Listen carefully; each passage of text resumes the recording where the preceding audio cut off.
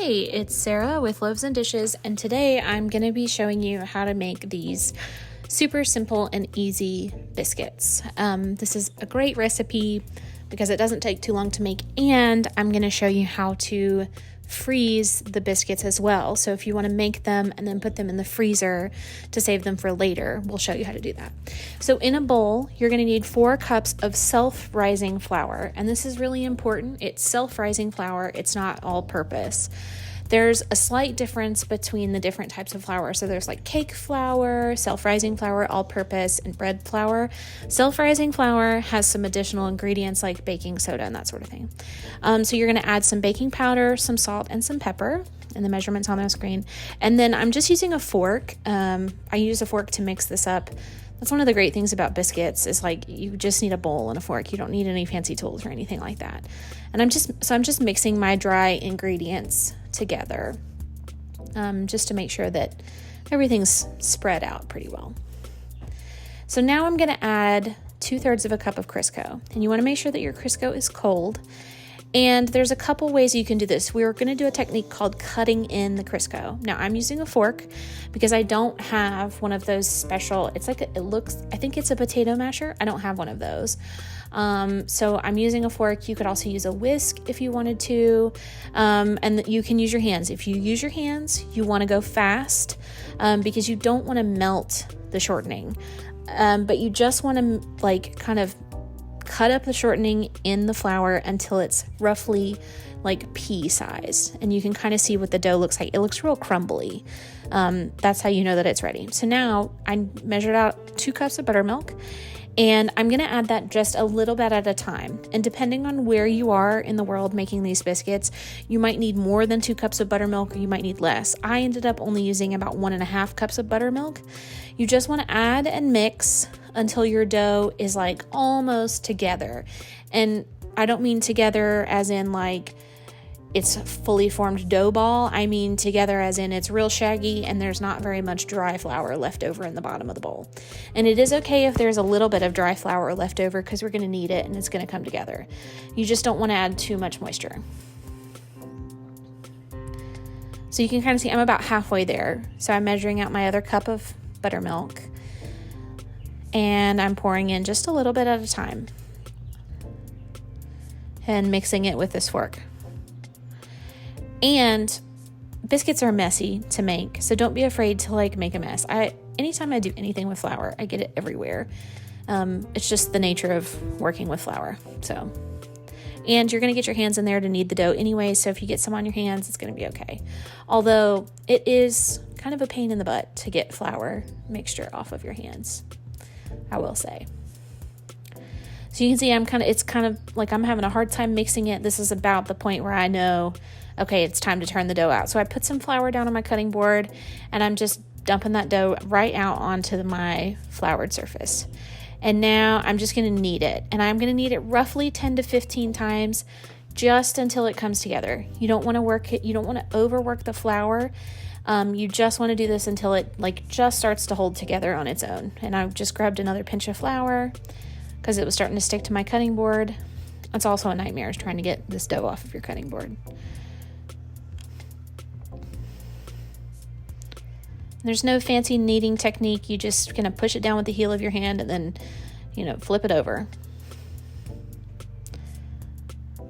And you see it starts to smooth out just a little bit, and it holds a shape really well. That's how you know it's ready for the next step. So now I got my rolling pin, and I'm just putting a little bit of flour on my rolling pin. And you're just going to roll this out until it's about 1 inch thick.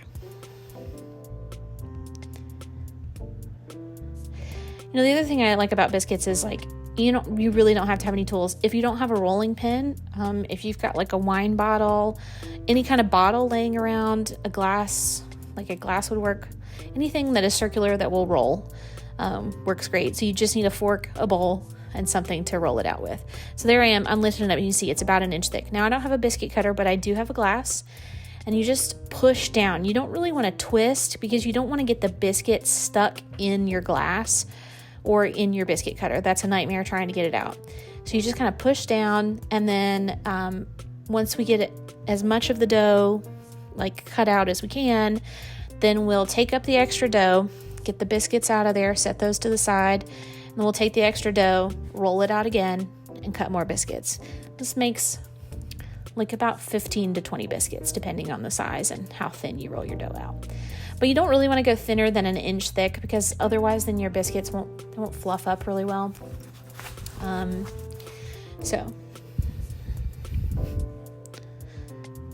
And anything thicker than about an inch, you'll need to adjust your cooking time and everything. So, and I left this at like real-time speed. This is, about how fast I was working real-time, because, it's kind of important to see like how long things take. So my dough was getting sticky on the board, so I just put down a little more flour. I'm just kneading it a few more times to get those pieces to come together, and then I'm gonna roll them out. Also, fun fact, this rolling pin that I have is a French style rolling pin. I don't know any other style. I just know that this one's a French style. Anyways, so now I'm just cutting out more biscuits, not really twisting, just pushing down. And it's also kind of fun with these biscuits. They kind of like let out a hiss. There's like a air escape sound when you use a glass like this and cut out the biscuits. So that's how that's how I knew, okay, I could release this and the biscuit's not going to be stuck. And this actually worked out perfect. I got down to the last little bit, and it was just enough to make one more biscuit. So that was great. If you have extra biscuit dough, I learned how to make these biscuits in foods class in high school. So if you have extra biscuit dough at the end, what we did in foods class was like we made a little animal. I made a little piggy for mine. It was just fun. So if you have kids and they're like helping you make biscuits, you can give them the last little bit of dough and make a little animal. But it worked out great that I had just enough for one more biscuit, so it was perfect. And a little more flour, and you don't have to do a little extra flour every time. I just was having issues with my dough sticking to the board. You can see some of it stuck to my rolling pin.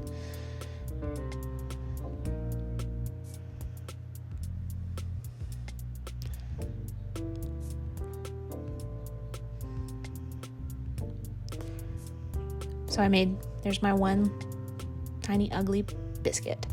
So now on my baking sheet, I'm lining it with parchment paper. You don't have to do this. And I'm putting down a half stick of butter. Now the half a stick of butter is pretty important because it gives the biscuits a buttery, crispy bottom.